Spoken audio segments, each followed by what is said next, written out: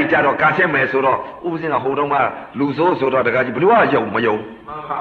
ကန်ဆင်းမယ်ဆိုတော့ကျင့်နေတာတော့အကုန်သိတယ်မှန်ပါကျင့်နေတာကတော့တကကြီးကျင့်နေတဲ့ဥစ္စာအယုပရိသာကြသွားတယ်မှန်ပါနောက်ကနေပြီးတော့ဘလူလေးလာတဲ့မှဲ့တွေကြိုက်လေဒီမှာသွေးတွေဆဲဆဲပိတ်ဖြူတွေသွေးယူတယ်မှန်ပါမလှုပ်ဘူးအဲ့ဒါတွေကဘယ်လှုပ်မလဲတကကြီးဒီမှာပီတိဒုက္ခဧကဂရတီးနေတာမှန်ပါအဲ့တော့ဥပစင်းဟာ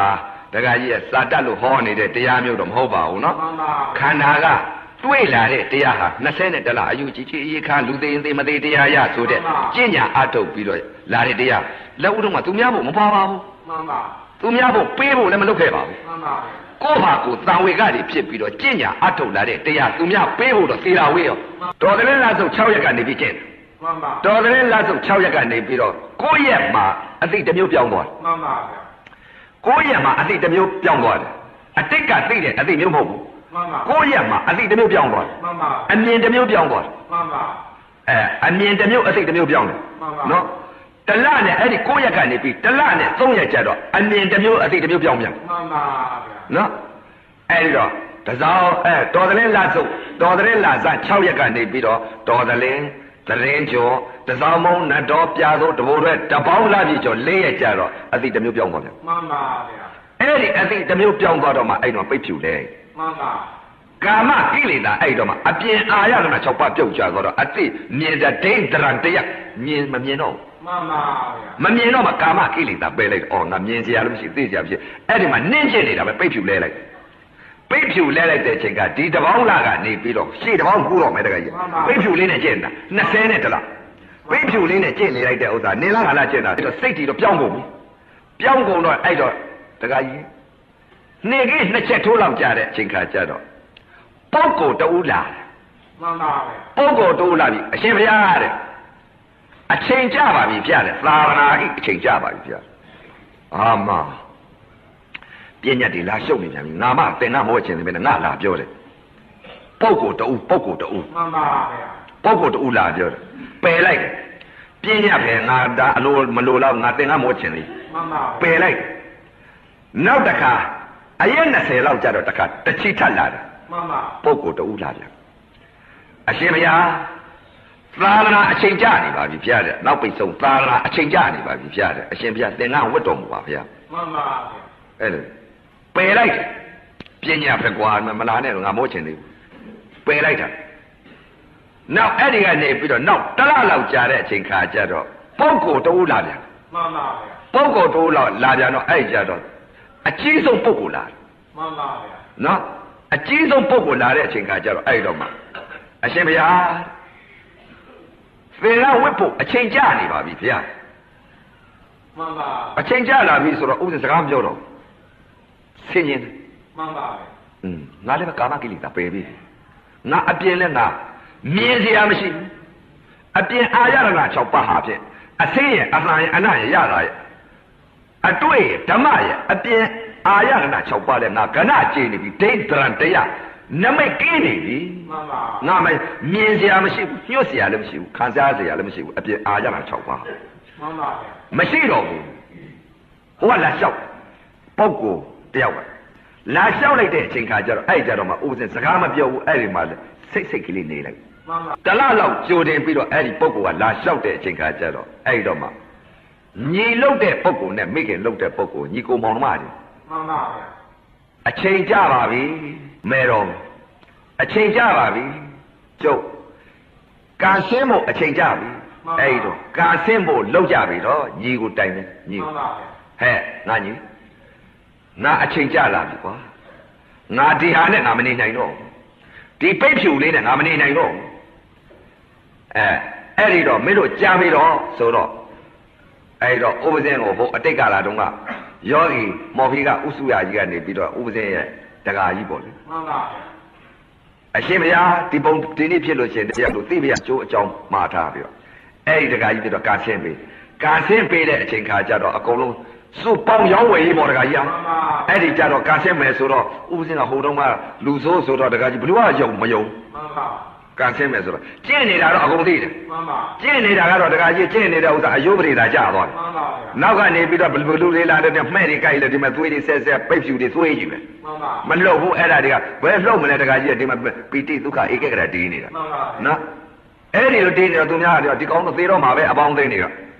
ဒီကောင်းတော့သေတော့မှာပဲဆိုအခုများပုဂ္ဂိုလ်တွေဒီလိုများကျင့်လို့ရှိရင်တော့ချက်ချင်းရကြမှာပဲထင်တယ်မှန်ပါဗျာနော်ချက်ချင်းရမယ်တကယ်ကြီးရှင်ကိုက်ကလေးတော့မခတ်နိုင်ရှင်ကိုက်ကလေးရရင်ဥပဇင်ကျောင်းကယောဂီတွေဘယ်လိုဖြစ်လဲဆိုတော့ပွဲစစ်ကလေးတက်လာတော့မခတ်နိုင်ဘူးမှန်ပါဘာကြောင့်လဲဥပဇင်ကတော့ဒီမှာကြည်နေတယ်ဘယ်လိုကြည်နေလဲအခုပုဂ္ဂိုလ်တွေဒီမှာတရားထိုင်နေတရားထိုင်နေပြင်းနေတာနဲ့အချိန်ကုန်တော့ဘယ်ကလာဒိဋ္ဌိပြုတ်မှာမှန်ပါပွဲစစ်ကလေးကြိုက်တော့ဘယ်လိုဖြစ်လဲဆိုတော့မျက်စိကတော့ဖိတ်ထားတယ်တကယ်ကြီးဥပဇင်ကကြည်နေပွဲစစ်ကလေးတက်လာတော့မျက်စိမှိတ်နေတဲ့ပွဲစစ်အတက်မခတ်နိုင်ဘူးဘယ်လိုဖြစ်လဲမျက်စိမှိတ်ထားပြီးလက်ကလေးကနေပြီးအသာလေးကြိုက်တယ်အသာလေးကြိုက်ပြီးတော့ယူပြတယ်ပွဲစစ်အတက်မခတ်နိုင်မှန်ပါနော်ပွဲစစ်အတက်ပဲဒိဋ္ဌိပြုတ်လို့လားမှန်ပါဥပဇင်တို့ကမှဲ့ကြည့်တယ်မြတ်တကကြီးအဲ့ဒီမှာနောက်ကဘေးမြတ်ကြိုက်ထားတဲ့သွေးတွေဆဲကြာသူကသူကြိုက်တာဘာဆိုင်လဲဥပဇင်ရဲ့သေနာသနာဝတ်ကရှိမှန်ပါသူတို့ဝိနည်းသိက္ခာပုဒ်ဆိုတာသေနာသနာဝတ်ရှိတယ်တကယ်မှန်ပါအဲ့တော့သေနာသနာဝတ်လို့တော့ဥပဇင်ကလည်းတပြက်စီမလဲခြင်းတပြက်စီလဲပြီးတော့အမိုက်တွေမိမရှို့ခြင်းမှန်ပါတကကြီးအမိုက်မိရှို့လိုက်ဆိုရင်ကိုချိုးနေမယ်မှန်ပါအထဲထဲမှာအခုအမိုက်ဆိုလိုက်ရင်ပွဲစစ်ကလေးတွေပါလိမ့်မယ်အဲ့ထဲပါမယ်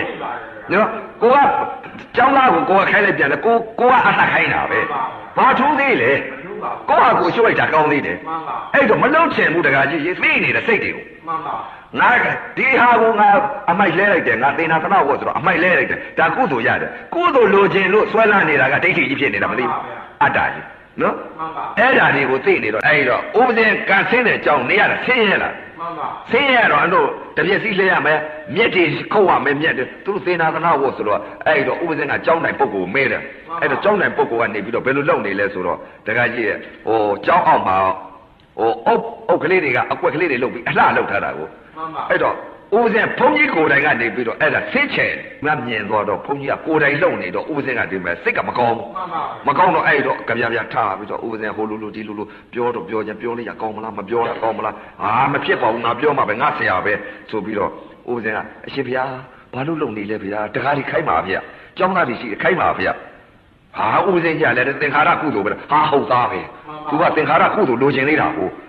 ဥပဇင်ကကုသိုလ်မှမလိုချင်ပဲနဲ့သူကကုသိုလ်လိုချင်သေးလို့လောက်နေတာကိုဒီစိတ်တွေသိတော့တခါကြီးခက်တယ်မနေနိုင်မှန်ပါမနေနိုင်တော့အဲ့တော့မှတခါကြီး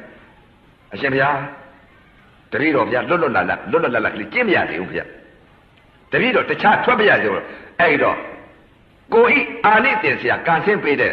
ဆရာကိုပြောခွင့်တောင်းတပည့်တော်လွတ်လပ်ခါလေးဘုရားကျင့်မရသေးဘူးဘုရားဆိုတော့အဲ့တော့အေးတဲ့ကျင့်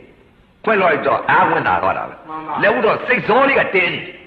စိတ်စောလေးတင်းနေတော့တော်တော်နဲ့စိတ်မကြောက်ဘူးငါဒီမှနေရင်ဒီမညာငါမဖြစ်ပါဘူးငါဒီမှနေရင်သေနာသနာဟောလုံးအောင်ဒီမှနေရင်ငါတပြက်စီးလဲအောင်ငါဒီမှနေလို့ရှိရင်အကုန်လုံးမြက်တွေလည်းရှင်းအောင်ဒီဟာတွေလုံနေရလို့ရှိရင်ငါတော့ခက်တယ်အဲ့ဒီစိတ်ကလေးကိုတင်းနေတဲ့အနုစရကိလေသာလေဒီဟာလုံနေရရင်ငါတော့မဖြစ်ပါဘူးဒီစိတ်ကလေးဖြစ်နေတယ်အနုစရကိလေသာအဲ့ဒီစိတ်ကလေးဖြစ်လို့မရစိတ်ကြတင်းနေတော့အဲ့တော့ဘုန်းကြီးလျှောက်တပည့်တော်ဗျာလွတ်ခါကလေးကျင့်မရစေအောင်ဗျာလွတ်ခါကလေးကျင့်မရစေအောင်ဗျာဆိုပြီးတော့အဲ့ဒီမှာလျှောက်မှန်ပါပဲလျှောက်ပြီးတော့အဲ့တော့မှခွင့်ပေးတဲ့အချိန်ခါကျတော့ဥပဇင်ကပထမဒုတိယပထမအသိရဒုတိယအသိရတတိယအသိရတဲ့အသိသုံးမျိုးပြောင်းသွားတဲ့ကောညီလုတ်တဲ့လူရဲ့မေတော်ရဲ့ပြောတာလေမှန်ပါဟောဒီနေရာမှာငါဇာတိရှိတယ်ဟိဟောဒီနေရာမှာကြက်ပြမကြောက်စီလိမ့်မယ်ဟိမှန်ပါဟောဒီနေရာမှာပေတရားကြီးဖြစ်လိမ့်မယ်ဟိမှန်ပါဟောဒီနေရာမှာတခါတည်းမြို့ကြီးဖြစ်လိမ့်မယ်ဟိမှန်ပါဗျာအဲ့ဒီနေရာငါဇာတိပဲဟိမှန်ပါဗျာအဲ့ဒီလိုညီလုတ်တဲ့လူပြောညီလုတ်တဲ့လူကပါဇမငြိဘူးဗျာပါဇမငြိလျှောက်ပြောတာမှန်ပါအခုသဲအင်းကူရဲလို့အမြင်ပြညတ်ထွက်ထားတဲ့နေရာကြီးကိုဦးဇင်းကပြောတာကြောင်းနေပါလိမ့်မဆောင်းပါသေးပါဘူးမှန်ပါ